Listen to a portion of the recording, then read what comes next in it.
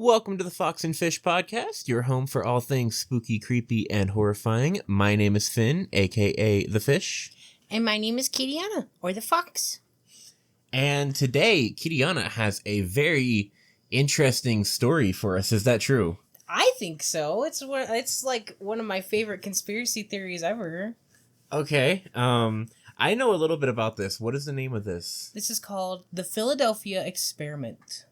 Yeah, I know very little about this. I know there's a boat, and I know the boat disappeared, and then it came back, and people were, like, merged with the walls, or something? Like, do I have this wrong? I can neither confirm nor deny. Okay. Spoilers. Okay, yeah. I guess take it away. We're just going to jump into this, because I don't know much about this. I think I've seen one, maybe two videos about it. I think maybe Mr. Ballin has a video about it, and Armored Skeptic. Those are the two that I know. I'm sure plenty of people have talked about this, though. Oh, there were so many videos on YouTube. I tended not to use them so much as a reference, but that's what I used to kind of dip my toes in at the very beginning. Okay. Kind of like reading the Wikipedia article before you actually start doing the real research for like a, essay or something. Right. Start picking pieces out of it and then see what fits. Yeah, exactly. But there's a lot to this one. So I did my notes instead of doing like the usual list of what things. Are those called? Yeah, like a list of things that I remember. I kind of did it more in like a storytelling way. Okay. So here we go. Are you ready? I'm ready. I'm pumped. So it's late 1995. An anonymous package arrives at the U.S. Naval Office of Research, which I will be hitherto forward be referring to as the ONR. Okay. But it's just the U.S. Naval Office of Research. So this package was revealed to be a copy of a book called The Case for the UFO, Unidentified Flying Objects, written by Morris K. Jessup.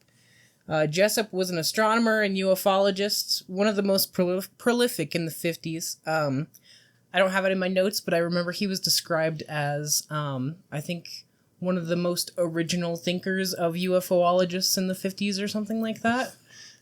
What does that mean? I don't know, and I couldn't figure out what without, like, finding one of his books or something, but I didn't really have time to wait for a book to get here. Yeah. So take that as you will. Mm-hmm. Prolific ufologist and the most original of the 50s. Gotcha. But being a ufologist in the 50s was kind of difficult. The government was unsure how that type of thinking could affect the general public and the war. Of course. Yeah. Military tensions were high. World War II was going on at that point, so publicizing conjecture about UFOs, especially in like public book form, was a touchy subject. The military and government were concerned if it would cause kind of like a mass panic or some kind of Point Pleasant situation where that's like all people talked about and like people were potentially freaking out over things that might have just been owls, like stuff like that. Yeah. They just had that fear. They were also afraid of if like the wrong person overheard conversations about some kind of UFO goings on and it was really like, military technology being tested. Mm-hmm. And they just, they were in the middle of World War II. They didn't want any technological advantage? Yes, thank you. They didn't want anybody they didn't want the Soviets to have a technical advantage on them. Because, like we talked about, I think last episode or the one on Mothman. It was the Mothman one. The Mothman one, yeah. It's an arms race and they didn't want to lose it. So they didn't want people, even just the slightest chance of something getting leaked, they didn't want that. So conspiracy theory stuff, especially about UFOs, was very, there was a big hush order on that. Right. So when his book showed up in this package at the naval office, with even more musings on the mechanics of electromagnetic travel, people took notice. Especially because this copy came with a bit more than just the book itself. In the margins, there were handwritten notes in what appeared to be 3 different shades of blue ink. which seemed to be a discussion being held by 3 different individuals. Oh. They discussed topics like the propulsion for flying saucers, different alien races, and in the discussions, they expressed concerns that the author, Wiki Jessup, was too close to discovering the principles behind, like, extraterrestrial technology, basically. Okay. So when you say, like, 3 different shades of blue, do you know, like, the difference of shades? Was it, like, obvious, or did it seem like you had to look closely to figure out the shade differences? You know, I kind of looked for that, and there are copies that you can buy of the annotated version of the book. I could not find any pictures or anybody talking about, like, the specific, like, shades themselves. So I don't know. But it was apparently, you know, obvious enough that they could tell that it was 3 different shades and 3 different people. Fair. I'm just thinking, like, because I figured, you know, if you wanted to keep this on the hush-hush, you would choose shades that were close, where, like, you had to really look to see the difference. Or if, you know, you wanted it to be a little more obvious, but blue is the most common ink color, you can have one person in, like, sky blue and another one in, like, royal blue or something. And I think that's pretty much what it was. Like, okay. Like, one was, like, a violet blue, one was, like, a sky blue, that kind of thing. Gotcha, okay.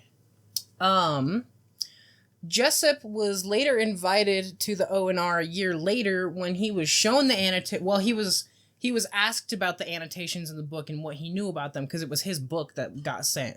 The book was sent anonymously. Mm-hmm. There was no, you know, return address or anything. He recognized the handwriting from letters he had received, I think, 5 years earlier in 1995. 1955? Or, yeah, 55. Thank you for reading my notes better than I can. But yeah, he recognized the handwriting from letters that he had received previously from a guy named Carl Meredith Allen. He sent the letters under the pen name Carlos Miguel Allende. That's nice. I know, isn't that such a better pen name? That's a good pen name. From Carl Allen to Carlos Miguel Allende.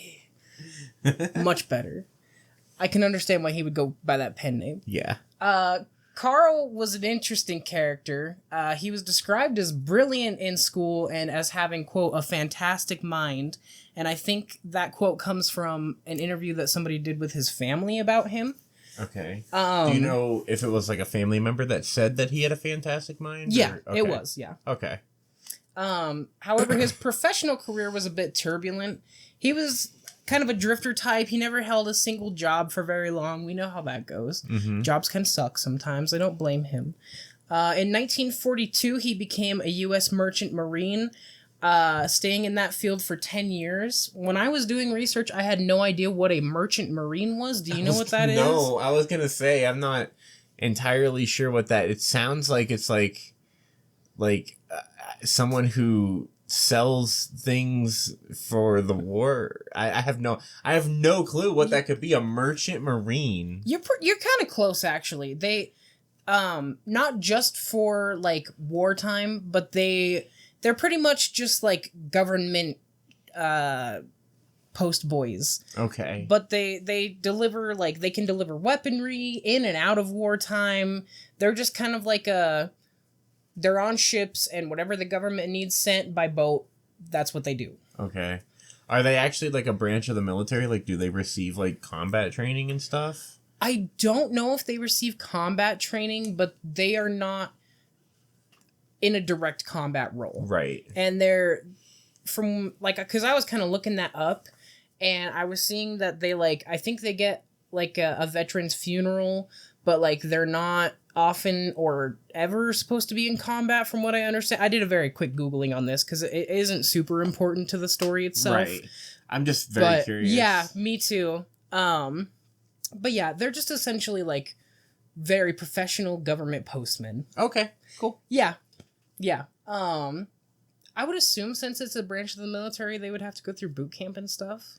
Well, I'm just thinking, like, if you're selling weapons that are, you know, potentially during wartime, I feel like you'd have to go in places where maybe you have to defend yourself, you know? That's like, fair, yeah. That's just my thought. That was my first thought about it. Yeah, well, as always, you ask questions that I don't think you're going to ask, so I didn't do that part of the research, but I'm it's sorry. cool. No, it's cool. It's cool. I ask dumb questions. I don't think so. I just don't do... I just latch on to stupid stuff. I just don't do as thorough research as I should. It's okay.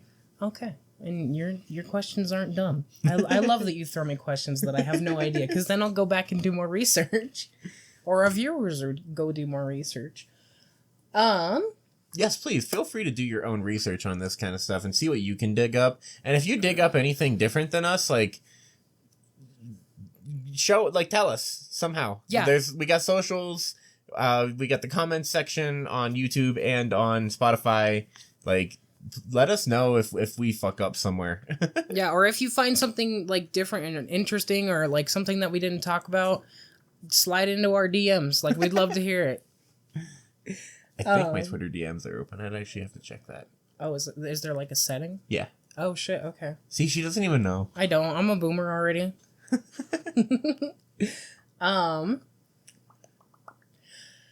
Yeah, his professional career was kind of turbulent, but like I said, he was a merchant marine for 10 years. And that, as far as I know, from what research I did, that was like his most stable job that he stayed in for the longest. Mm-hmm. Sometimes using even more aliases, he would often write letters to various scientists and universities.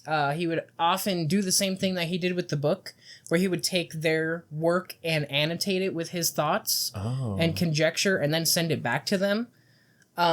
Sometimes he would even like proofread their stuff, and not even like with just grammatical errors, but like he was like, well, I don't think that principle actually works this way. I think it works that way, like that type of shit. Okay. One such example of these kind of correspondences being the series he sent to Morris K. Jessup. The particular letters that he sent to Jessup, not the book, but the letters he directly sent to Jessup, contained claims about the now infamous Philadelphia experiment. So, the actual experiment. Yeah, you're in for, like, I remember some of this just from, like, seeing clips of it from Armored Skeptic's video, I think from you watching it. Yeah. Way before we even had this podcast. That's what inspired this episode, by the way. Yeah, and I'm just like, I know some of this stuff just from, like, hearing it. You guys are in for a treat. Oh, it's if I remember it as well as I think I do, you guys are in for a treat. You're giving me a look. I'm getting a look right now. So, in the early days of World War II, the Allied powers were facing technology more advanced than our own. German U-boats and sea mines were decimating the Allies' ships. The mines worked on a principle of electromagnetism. Those mines, specifically the magnetic ones, would lay at the bottom of the sea, and a ship sailing 10 meters above distorts the Earth's electromagnetic field enough to trigger the mine. I think I've seen these before. They're crazy. Yeah, they're like these little, like, well, they're not little, but they're kind of huge, but they're like a pill-shaped, like, little box that just sits at the bottom of the sea. And literally not the ones I'm thinking of. Oh, no? Oh, are you thinking of the ones with the spikes? Yeah. Those ones I think are not magnetic. Okay. The ones that I'm talking about are literally like, they're so much more difficult to see because, like I said, they sit at the bottom of the ocean and they literally detect like the effect of the big metal hull of the ship, its effect on the Earth's electromagnetic field, and that's what triggers the bomb. How fucking crazy is that? That's crazy. That's some of the coolest shit. What's even crazier is like I'm not like a military nerd so much, but I do really enjoy World War II. Just like from a technological area, I think it's a very interesting war because it's when I feel like weapon, like firearms. Fire guns. Fire guns, yeah. Firearms are like now in what I would be considered like to be more modern. Like most people were still rocking with like bolt action or like some semi-auto rifles, but it's also where we have like fully automatic submachine guns that can hold like 30 to like 50 or something rounds, and like light machine guns with like 100 round belt magazines. I think were starting to come in, maybe like 50 rounds for that time. You got the dish plate. Yeah, the dinner plate. Oh yeah, the dinner plate. Dinner plate 28, I think it is. I can't remember now. 42 maybe? I can't remember. Shoot. But yeah, like it's when guns started to become modern, and then we also have like tanks and airplanes and stuff like that. It's like our first step to like modern warfare, in my opinion, is World War II. It's like the Industrial Revolution exploded, but for guns. Yeah. Or for weaponry. Yeah, just warfare in general. Yeah. And like obviously we've evolved a lot past that. We no longer use flamethrowers in trenches. Unfortunately. Not really. But that like was I've never awful. Yeah, that was awful. I've never heard of these like electromagnetic mines before. Well, that was part of the weaponry boom, was like you have radar, which works on electromagnetic fields. Yeah, that's also the first radio time we're getting waves. yeah. You've got like, other stuff that's like that as well also that I can't think of right now. But I didn't even think about that, or else I would have also put that in here. But yeah, there was a lot of like electromagnetism based weaponry coming out at that time, because that's also when like microwaves were starting to like get figured out, and satellites and that kind of thing. So there was a lot of EMF back in those days, and that hasn't changed. Yeah. It's just like, I feel like I would have heard about these things. But then again, I was way more interested in like I was talking about like firearms and stuff, like the people on the ground and what they were using more than I was, especially like ocean warfare. Like I'm not as big on that. I'm way more interested in like boots. Boots. Yeah, boots on the ground warfare. I'm not as big into like planes and boats and stuff. I'm interested in the guns and gadgets. The person to person violence. Yeah. Don't hide behind a pussy ass hunk of metal. Don't say it like that. Jesus. So allegedly, in an attempt to combat these mines and also magnetic torpedoes that U-boats were using at the time. Yeah, I didn't do as much research into the magnetic torpedoes, but I can kind of imagine how that would work, Yeah. America solicited the aid of Albert Einstein himself to combat this magnetic weaponry and to make it more difficult for Allied ships to be detected by radar. Allegedly. Apparently.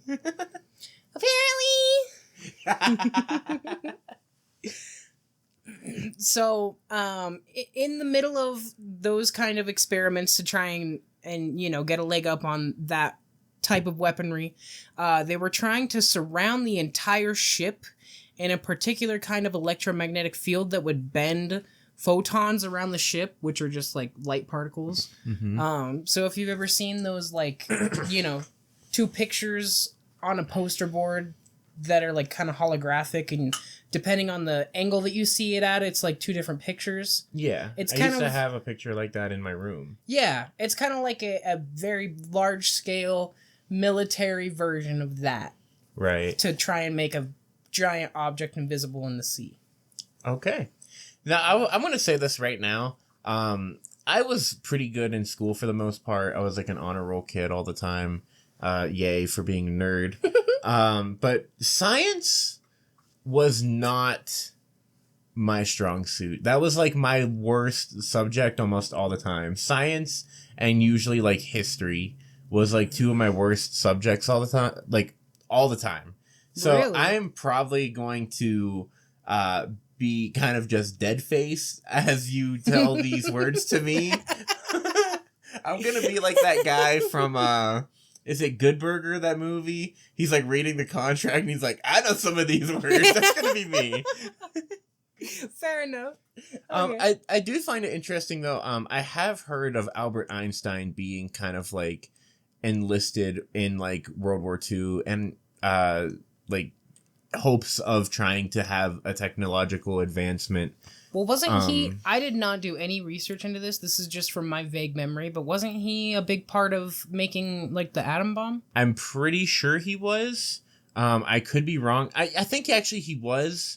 Because if I remember correctly, he was, like, kind of devastated about having to do it. Yeah. But it was, like, I don't think he was given much of a choice of how, like whether or not he could do that or not. Right. But yeah, very interesting guy, Albert Einstein. I have a lot of respect for him just from for sure. little things that I've seen here and there, such as like a picture of him like personally teaching a room full of all like black men, like young black men. Oh, wow. And he's like personally teaching them like his own knowledge in a time where segregation was still very alive. I didn't even know that. What a fucking legend. Yeah. Wow. Pretty awesome. Hell yeah.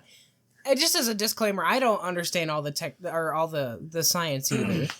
I'm just kind of I think you're a little more into it than I am. I am. I would say I have a very rudimentary understanding of some of it. Right. But a lot of what I have in my notes was specifically written from, my research and the little bit I do know. So anybody feel free to correct me if I'm wrong, because there's probably going to be places where I am. Okay. But they were not just trying to like make the ship invisible, but they were also just simply like, I think this is more how the experiment is said to have started, was they were just trying to redirect radio waves that radar would use to make the ship just radar invisible. So they were trying to use like a VPN for radar. Exactly. Yeah. And they were definitely using Surfshark. Einstein just so happened to be attempting to create his unified field theory at the time, which combined his theory of relativity with our understanding of the electromagnetic spectrum. Does any of that... Do you know what that means exactly? Nope. Okay. That's all right. It's cool. But, It's cool. It's fine. it's really not a big deal. To understanding the whole Philadelphia experiment. Okay. But that it is important context. Gotcha. But essentially, like, relativity is such a fucking complicated, crazy beast. I'm not even gonna go into it here, but any of you science nerds out there, relativity, some sick shit. Kind of mind-bending and makes you question your entire reality type shit.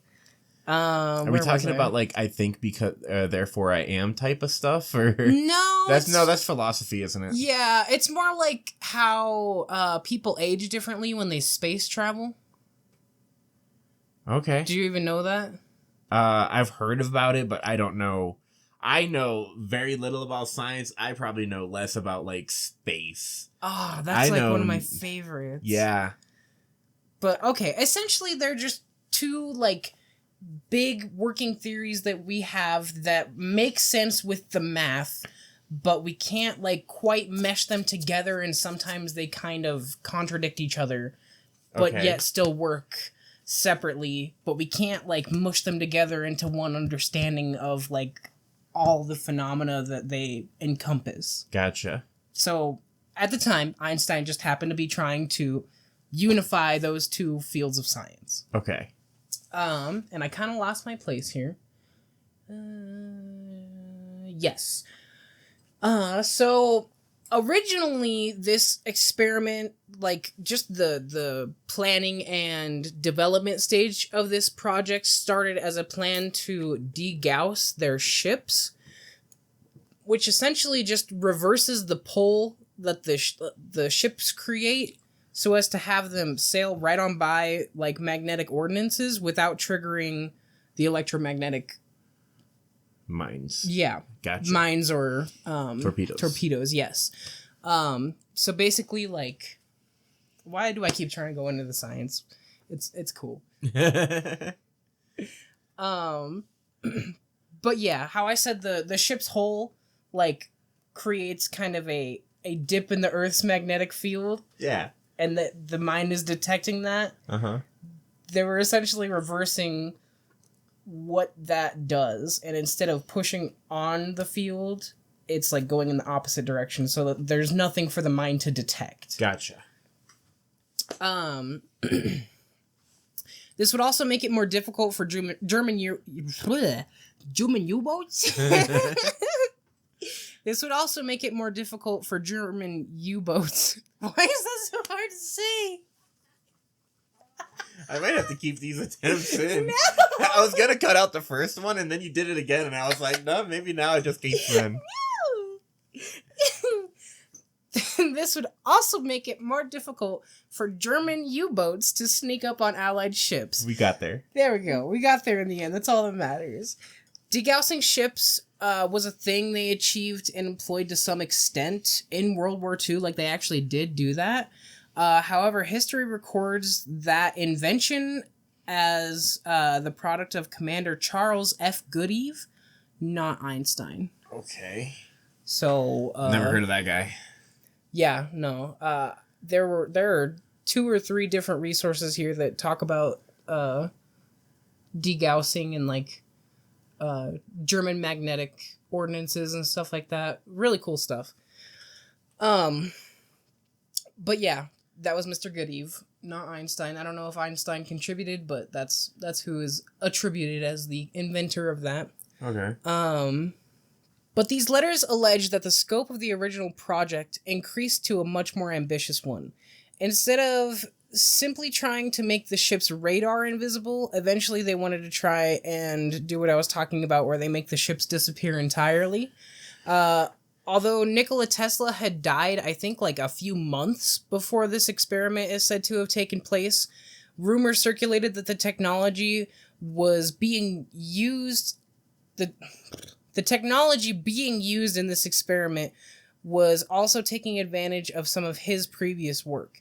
He had allegedly created technology for the Navy 2 years before they repurposed it for this experiment, and they were essentially like electromagnetic generators, from what I understand. That sounds cool. They're sick, dude. Nikola Tesla is fucking badass. He is. 100% most badass scientist. He is. I love Nikola Tesla. I wonder if he and Einstein ever got a chance to talk. I have to imagine they did. Because, I mean, the two fields that Einstein was trying to unify were Einstein's field and Nikola Tesla's field, basically. Oh, yeah. If they didn't, that's a tragedy.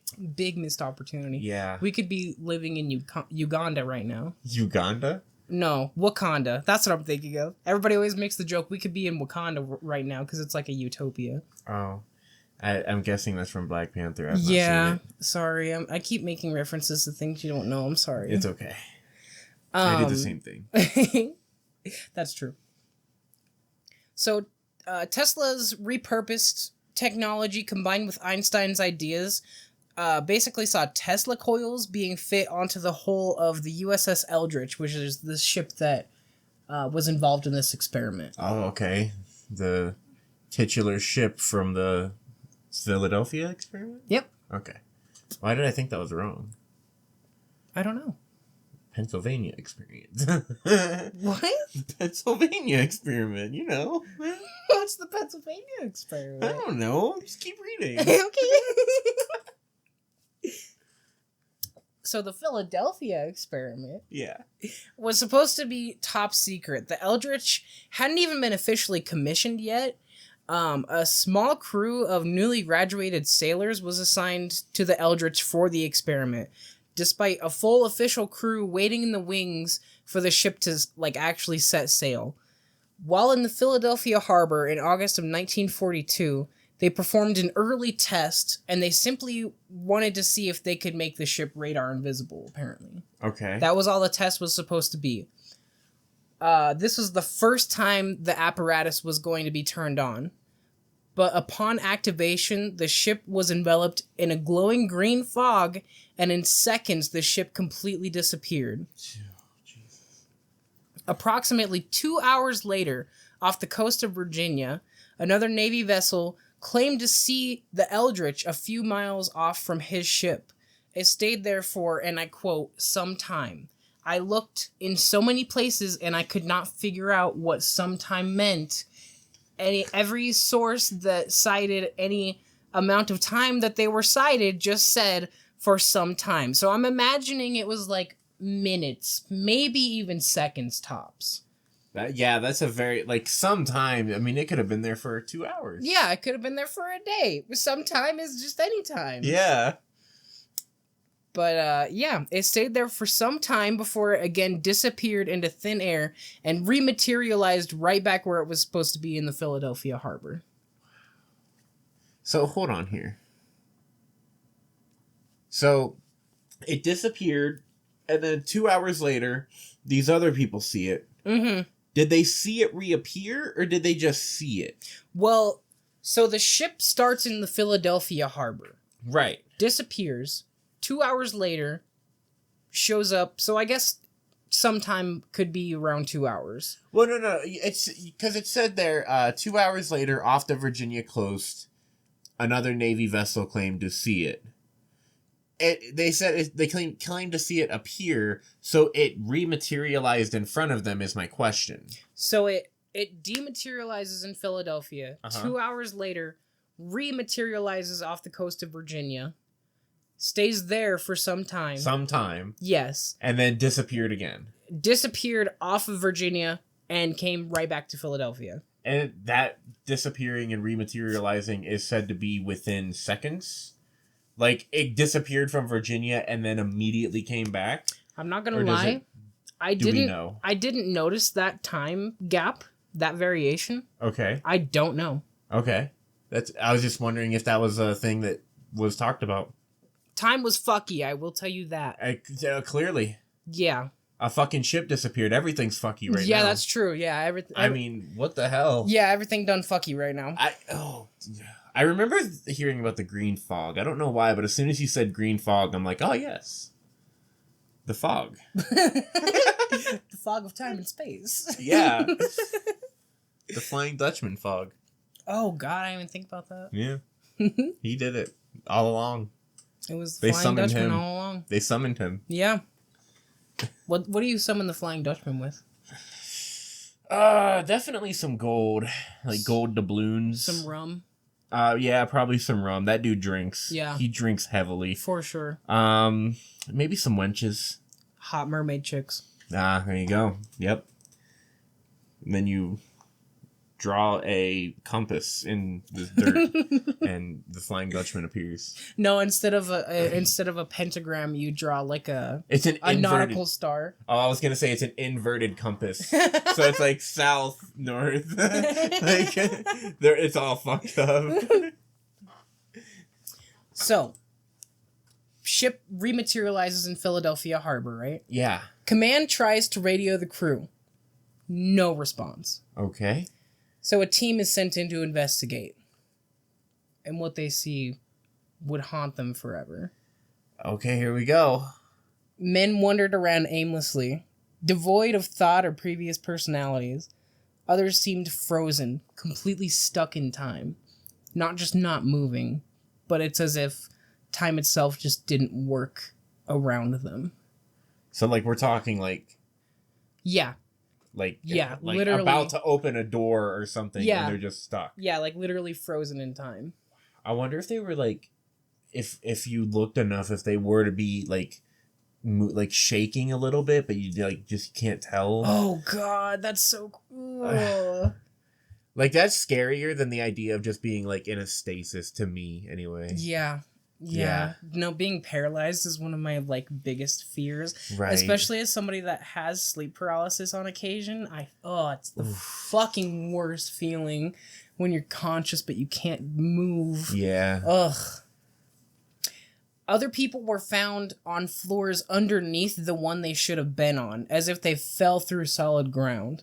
And others still had been found alive, but parts of their parts of their body were stuck in parts of the ship, as if their atoms had fused with that of the Eldritches upon rematerialization.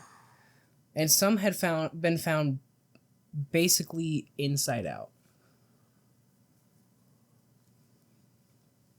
Oh, fuck. Inside out? Yeah. I didn't find any details on what that means, but I'm assuming not alive. Oh, I can't imagine they were. I would fucking hope not. I hope not. Like the people that... Okay, so they were still alive, but they were like fused into the ship. How the fuck does that work? Fuck if I know. Oh, man. This sounds like... Has anyone made a movie on this before? Yep.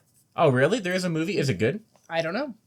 I bet it's But not. there is. I bet it's not, too. It probably can't. It's kind of old, so it's kind of a 50-50. I mean, if any horror movie is a 50-50 toss-up, but yeah, especially if it's like based on something like this. Mm-hmm. Yeah. Man, that would be such a cool movie, though. What's that movie where it's like sci-fi horror? Horizon, where they basically like find a gate to hell and everybody goes crazy and... Oh, I think... You know what I'm talking about? I don't remember the name. I think some of those scenes are inspired by this story. Oh, okay. Interesting. Yeah. Or that's what it reminded me of, at least. Okay. Later investigations of the incident basically came to the conclusion that all the electromagnetic fuckery, they accidentally opened what's called an Einstein-Rosen bridge. Okay. I think it's a specific movie, but I swear it's been in multiple movies where they're describing, like, they have a piece of paper and they draw a line and like they're like, okay, this is time, right? This is the past and this is the future. This is how time travel might be possible. And they pick up the paper and they fold the past and the present together on the paper and then they like poke a pencil through it. That's I believe that's essentially what the idea of an Einstein-Rosen bridge is. It's essentially just a hole in space-time. I've never seen a movie like that. Okay. I tend not to, like, I'm not super into sci-fi. I like some of it, but I'm not super into, like, sci-fi and stuff like that. So that's probably why. A colloquial term for it is a wormhole. You know what a wormhole kind of is, right? I've heard of the phrase a wormhole. Yeah. I've heard of the holes of worms. Yeah. It's basically a wormhole. Gotcha. Yeah, I said that. But even the people that were lucky enough to, like, get out of the experiment seemingly unscathed, most of them, I think, were, like, the quote literally said they went bananas. That's okay. But, most of the people that were involved, like, went insane that were on the ship, or at least near the electromagnetic frequencies. But later, there were a couple of sailors in a bar in New York that had been part of that, like, newly graduated skeleton crew that was put on the Eldritch for the experiment. And they were just chilling, having some drinks at a bar. Eventually, they got into a bit of a kerfuffle, some kind of fight or something. It didn't go into detail as to what, but some kind of argument or something happened to where everybody at the bar was looking at them. And then, as that happened, they disappeared in a glowing green flash of light, just like the Eldritch did. So it seems like even the people that got out unscathed are still experiencing this, like, weird, like, time-space loop, some kind of... So what happened to those people? We don't know. They just went missing? We don't know. I don't know. I didn't see anything else on that on my notes. Okay. Or in my research. I couldn't figure out what happened to those two. They didn't have the names of them or anything? Or? No, not that I could find. There was just a report that they just saw two guys disappear in a flash of green light. Interesting. And they know that they were sailors on the Eldritch during the experiment. Well, I mean, I think they put two and two together afterward, but right, I don't know. I mean, you know, it's not every day something just erupts in green fog and disappears. Yeah, people are going to notice that. Yeah, and they're going to remember the only other time that happened in history and be like, wait, maybe. Yeah. Yeah. So that's pretty much all I could find on the actual experiment itself. Wow. I want to know what happened to the people that got fused with the ship. I can't imagine they survived. Right? How do you remove somebody from the hull of a ship? And even if you, like, cut the hull out around where their body is, like, yeah, like, depending on where they're fused, you can't undo that without, like, chopping a dude in half. Okay. Fun things to think about. Yeah. Next part of my 5-part presentation on the Philadelphia experiment. Anything you'd like to say? Because this is going to be a long next section. Okay. I honestly don't know. Like, I truly do not know. That's cool. That's a weird story. Like, I kind of knew how this was gonna end up, and even still, like, that's just so fucking weird. It's a very visceral and, like, vivid visual story. Yeah, like, you're telling me this, and I can, like, see everything in my head, and none of it's good. No. None of it's good. No. Doesn't matter how you, like, this is like the scene of a horror game or a horror movie come to life. Yeah. And, I don't like it. So the next section, god damn. So going back to when the Navy got that copy of the UFO book written by Jessup, they made and distributed, sources say around 15, some say 25 copies of the annotated book that they got in the mail. However, when Jessup was called in, I think a year later, and he requested a copy, he was denied. Okay. In fact, the Navy tried to sweep this incident under the rug as much as possible, and they deny that the experiment ever happened to this day. Gotcha. This was the beginning of the end for Jessup as well. Okay. After he went to the Navy office. Good catch. His career as a ufologist and author took an immediate downturn after this happened for some reason. His publisher rejecting several drafts for books after some follow-ups to his previously well-selling books didn't sell well. He had 4 published books already, but suddenly he just seemed to get stonewalled. In 1958, he and his wife also separated, and he ended up in New York City. During this time, his friends would describe him as unstable, and then to add even more insult to injury, when he returned home to Florida, he was in a serious car accident.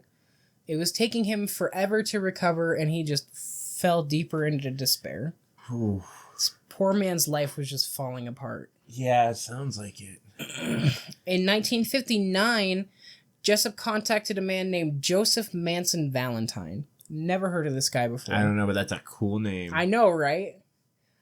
He was a researcher of the esoteric. He studied and wrote about stuff like the Bermuda Triangle, Atlantis. He was also one of the divers that found this thing called Bimini Road, which is something I've never heard about.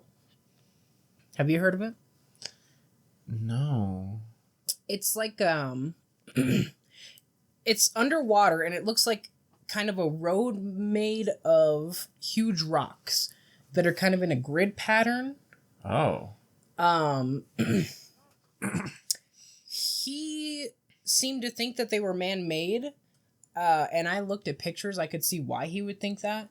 Most experts came to the conclusion that they are natural beach rock formations, but he and other people at the time still thought that they were like Atlantis type like stuff, cut stone and manufactured. Okay. Looking at it, it totally looks like, oh, that looks like the pathway to Atlantis right there for sure. Really? That's cool. Yeah, it is pretty cool. You'll need to show me pictures of that. I will. But yeah, so Jessup contacted this guy Valentine, saying that he had discovered something big in his investigation of the Philadelphia experiment. Okay. They agreed to meet the next day. Like, he called him and he was like, yeah, let's meet tomorrow. Suspiciously, he was found dead in his car literally on that day right before the meeting was supposed to happen. Whoa.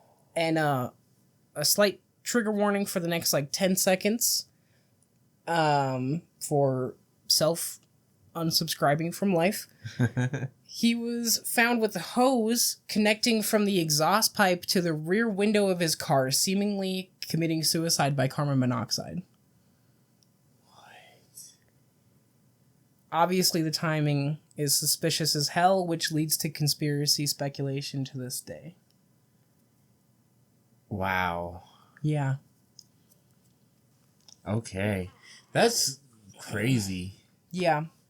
You got a last part here, too. Yeah, because it was so soon after, I mean, it was years, but it was so soon after that whole fiasco at the Naval Research Office happened. Jessup would never get to see the annotated version of his book. Wow. Which is very unfortunate, because you can literally grab a copy on Amazon right now. It says here that it might not be all it's cracked up to be. Yeah. Why? Well, before we get into that, okay. Do you have any thoughts at this point? For some reason, the first thing that I'm thinking of after this is we watch like Nuke's Top 15 and like Sir Spooks and stuff like that. And it's reminding me a lot of this guy who videotaped like a giant on a mountain or something. Yeah. Yeah. He videotaped like, it looked like a giant standing on this like huge mountain. I forget where this was at. And then like a couple days later, he posted another video where there was like a UFO thing flying above where that giant was standing at the mountain.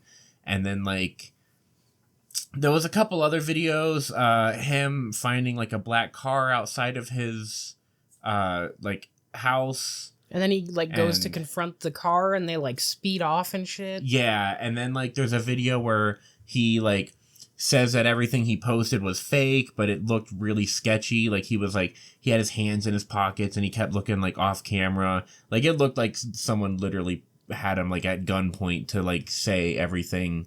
And then later on, he made another video where he was like, none of that was fake. Like, this was all true, and I don't care. I'm tired of like lying. And then he was found dead. Like, yeah, a couple weeks later or something? I think so, if I remember right. Yeah, suspicious too. Super suspicious. And that's more than sus, dude. That's like holy shit. It's kind of terrifying. I mean, if you could take those videos at face value, I mean, shit. Yeah, it's kind of terrifying. This kind of like stuff like this, whenever like people seem to be thinking like potentially looking at something and like maybe figuring stuff out or like, they're on some kind of like potential breakthrough and then shit just happens like that. It's always like, man, if it's not like divine intervention or some shit, like what is it? I see your quick questions. Go ahead and hit me with them. Obviously, you already asked my thoughts, and I have a lot, and I don't know where to begin. Well, you see the next section, but I was going to ask you, how believable do you feel what I've presented up until now has been? I mean, the thing about stuff like this is like, obviously, any like you can fake just about anything. I mean, what are movies, right? Like, yeah, you could fake just about anything, and obviously you could come up with whatever kind of story you want to come up with. Well, and especially because all the information that we pretty much have about the actual experiment is just from Carl's letters. Right. That's who was on the letter, right? That's who was annotating the book? Yes. Okay, that's what I thought. Yeah, I don't know, like, we live in a weird world. We do. And we still don't understand everything about the world. I think that's one of the reasons that, like, we are so into this type of stuff and wanted to start this podcast.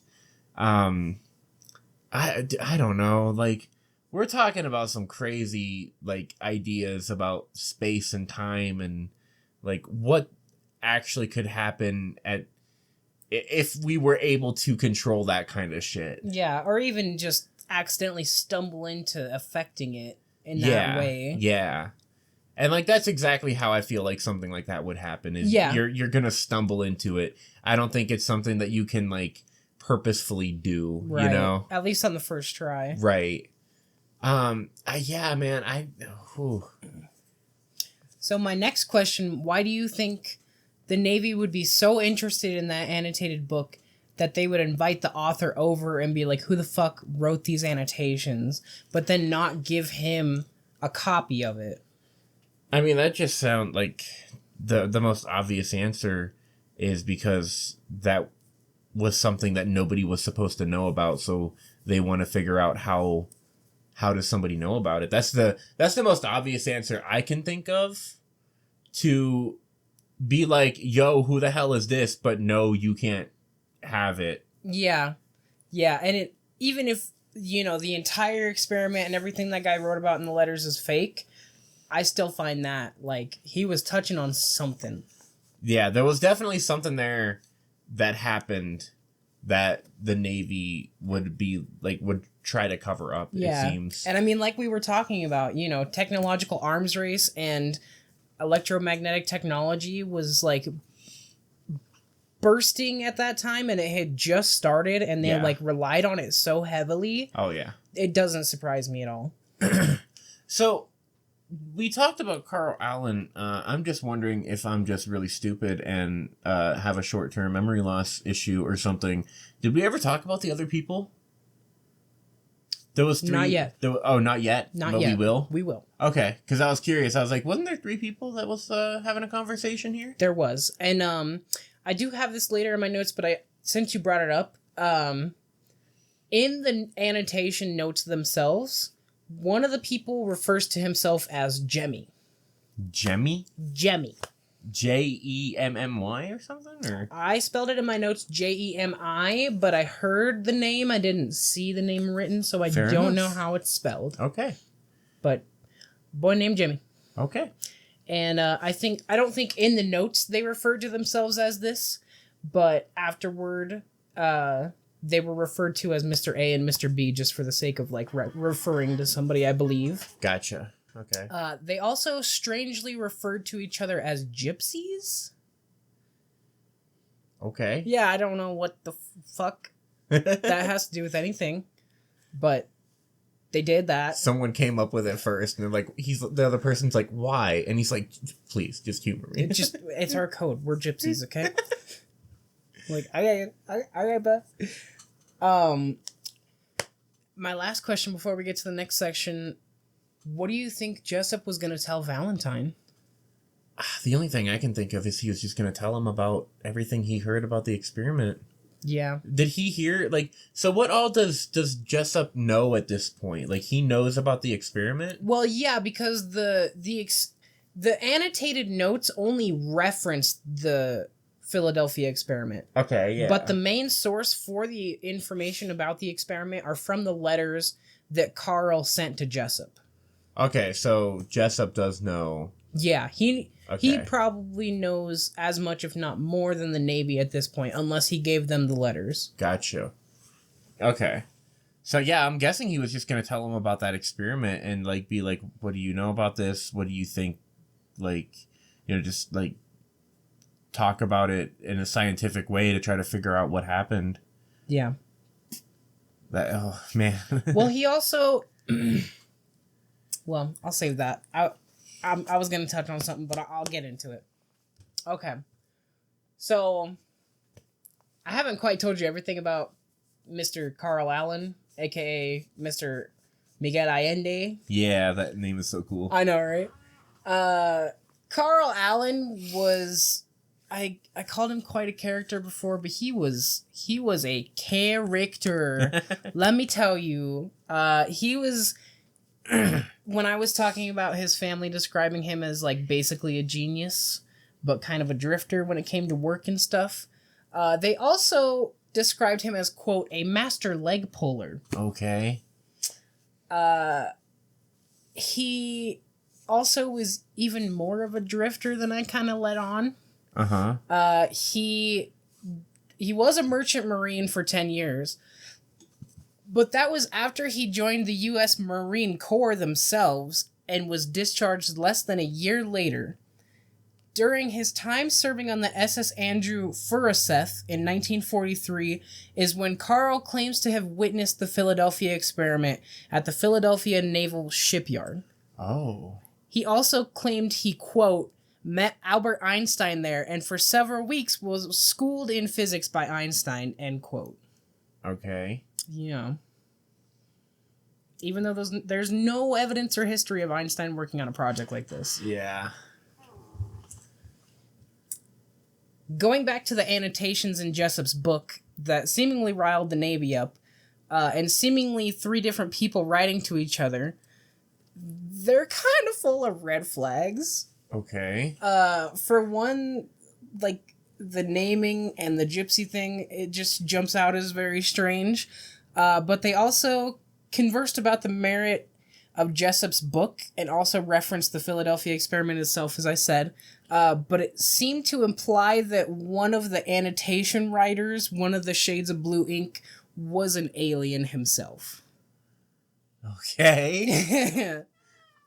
They also talked about the differences in alien races and their technology, but eventually, through like handwriting analysis, they essentially think that Carl wrote all 3 different kinds of notes and just made it seem like it was 2 different people and an alien talking to each other. What the fuck? The plot thickens. Yeah. Furthermore, the annotations and letters were very centered around Einstein's unified theory, which that was a thing that Einstein was trying to do. Right. As far as I know. But the annotations specifically referenced how dangerous the technology would be in humanity's hands and how dangerous it was to look into electromagnetic propulsion systems. And they talked about how Jessup was too close to discovering how this alien technology worked. I couldn't find where this comes from, but there are also rumors that Nikola Tesla and Einstein, they didn't want the Navy to actually have the technology that they were developing. Mm-hmm. Like, they didn't want them to get into electromagnetic technology. There are reports that Nikola Tesla actually... that he sabotaged some of the stuff that he made for the Navy in an attempt to, like, when they went to test it, to try and, like, make it seem like it was dangerous and try to make them stop looking into it, which, of course, didn't work. They had scientists just re-engineer what he made properly so that it would work and, just dropped his ass. Wow. Of course. It's kind of a baller move, though, to, like, make something purposefully wrong just to, like, show people, like... Dude, yeah, Tesla's such a badass. I don't know if that's true.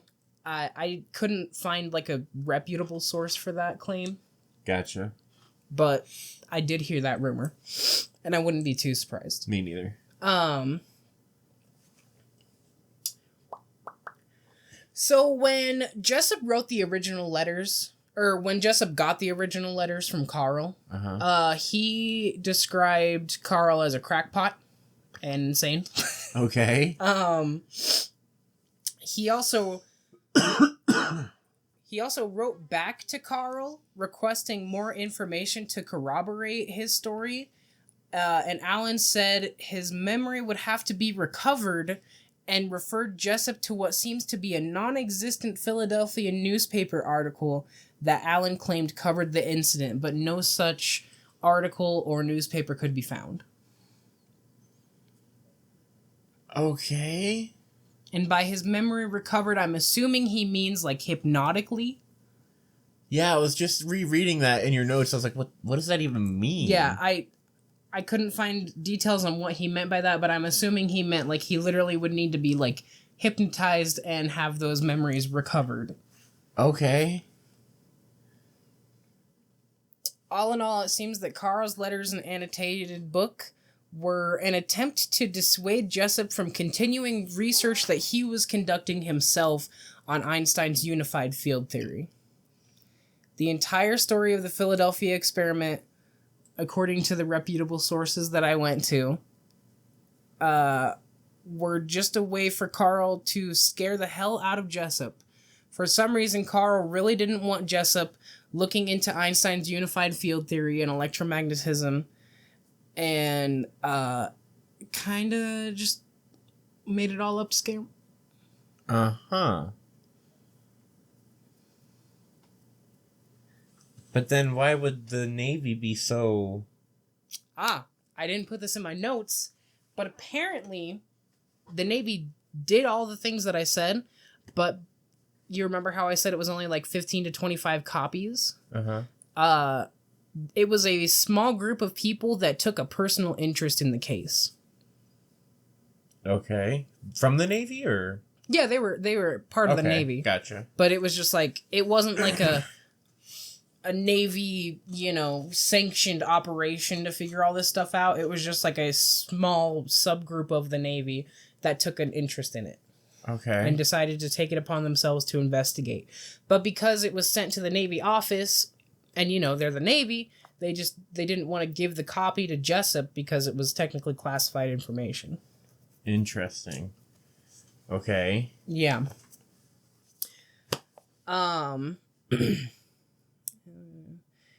Carl would confess to hoaxing the Philadelphia experiment and then recant his confession multiple times, switching back and forth. But Navy records indicate that the Eldritch was not even in the Philadelphia harbor when Carl claims to have witnessed the experiment.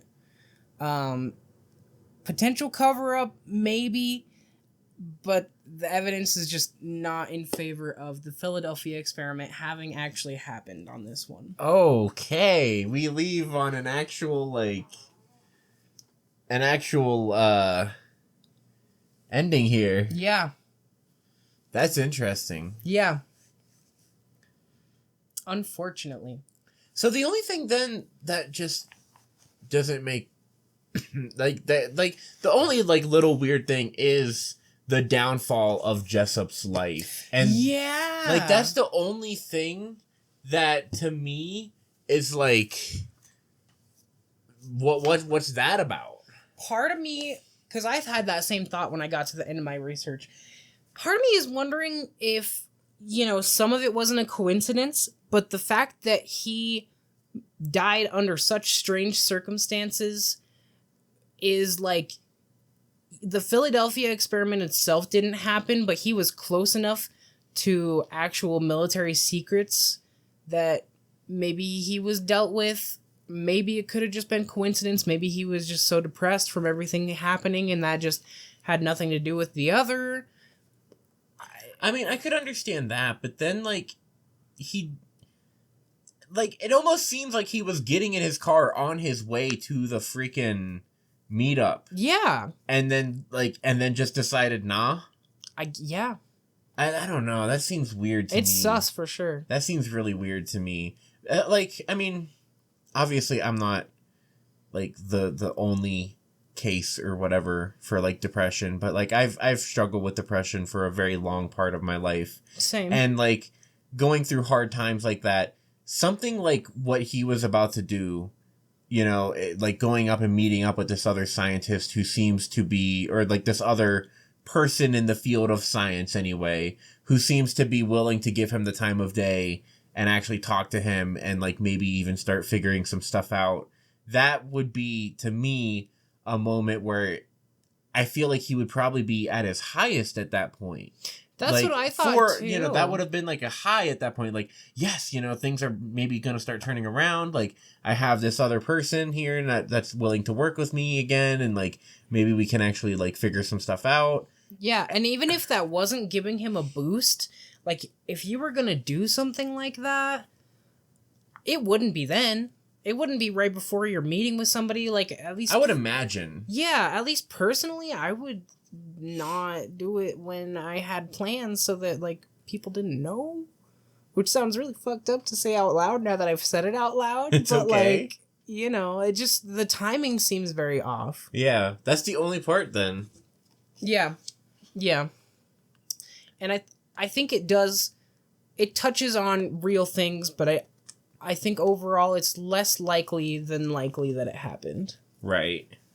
Then that just makes the question, what was it touching on? Yeah, that's what I'd like to know now. Yeah.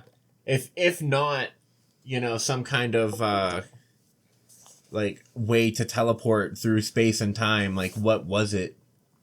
Part of me wonders if it was, electromagnetic propulsion as, how UFOs look like they move. Oh, okay. They kind of hover and then they can just, shoot off and, right.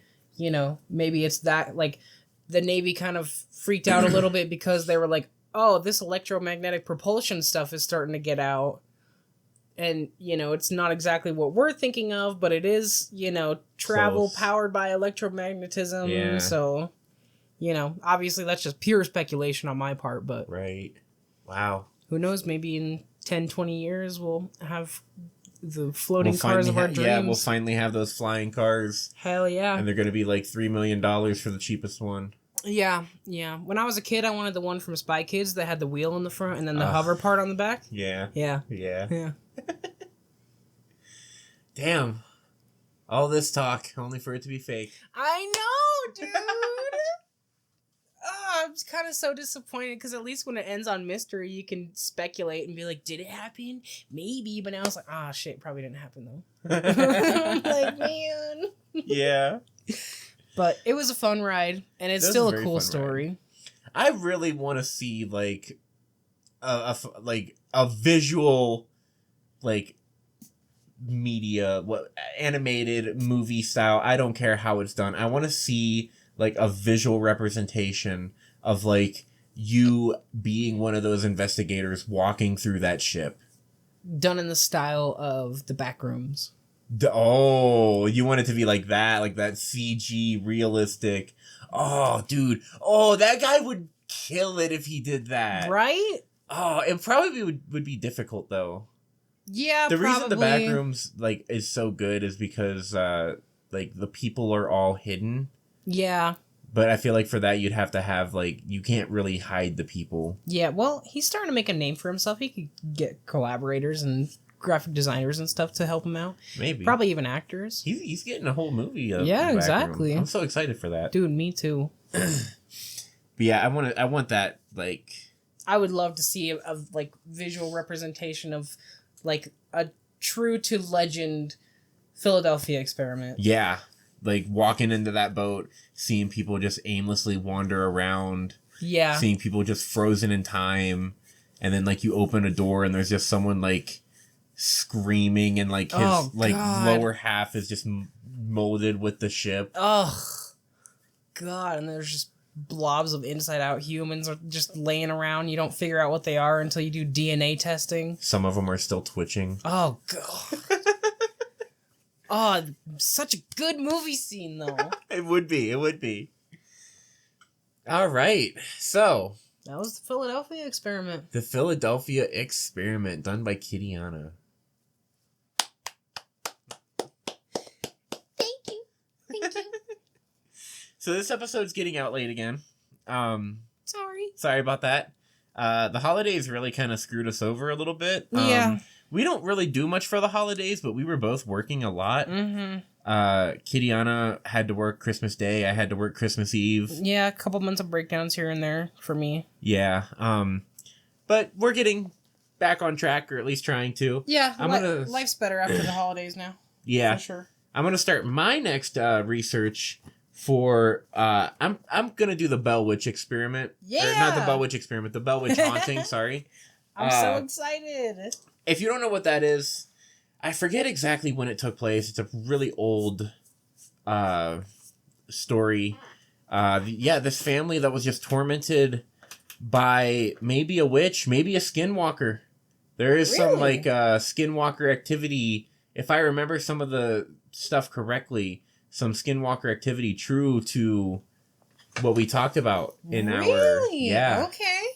And to my knowledge, the only death that ever occurred due to paranormal reasons, like I mean obviously, you know, dude could have been like maybe poisoned or something, but we can talk about that when we get to that episode. But yeah, just that tidbit makes me so interested and excited. Someone dying for seemingly paranormal reasons, being haunted to death.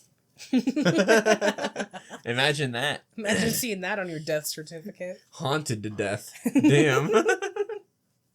Ghost scared him so hard that just unsubscribed from life. Didn't even have the choice. Getting some beeps over there. Sorry, that's my phone. But yeah, hope you guys enjoyed this episode. I'm going to get started on my research, and hopefully that one will come out by next Thursday, not this Thursday. I don't know what date that is. Give me one moment, please. The 18th of January should be the next episode of the podcast. So, about a week and a half. I think I could do all my research for that. I'm going to try to. Work is getting a little bit more manageable. That's good, because you've been working a hell of a lot. I have been. It's a lot. I mean, they need the help, but damn. Yeah. Socials. We have socials, and they're still the same. Yeah.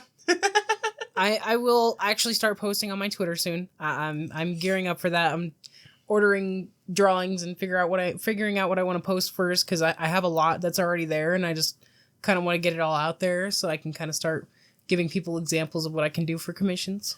Yeah, she did a new logo for me, and I'm very excited about it. I love it. I haven't posted it anywhere yet, but it will be posted soon.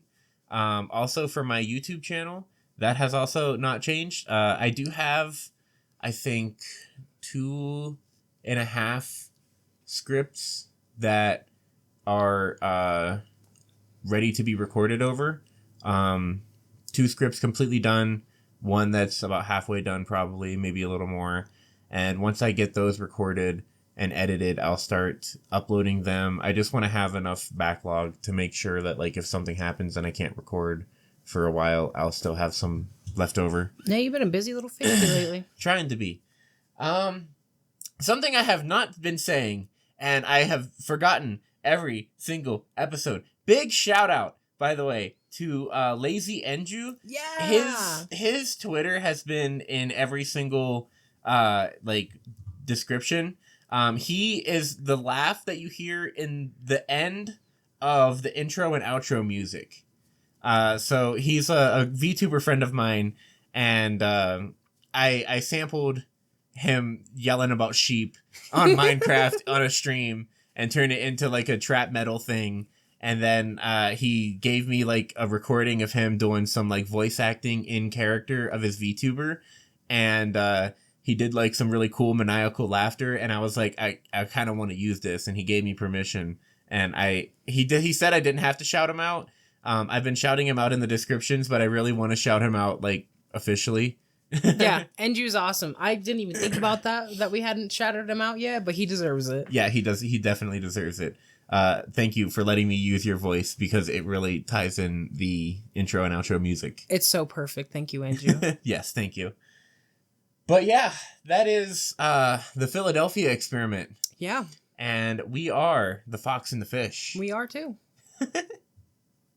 We be that too. Yep. I hope you guys enjoyed this episode, and I hope you guys get excited for the next episode, because we are going to be doing... We're going to be talking about some really spooky stuff. We got a lot of the classic hauntings and a lot of potential skinwalker stuff. I'm excited. Ooh, me too. Peace out, everybody. Thank you for listening.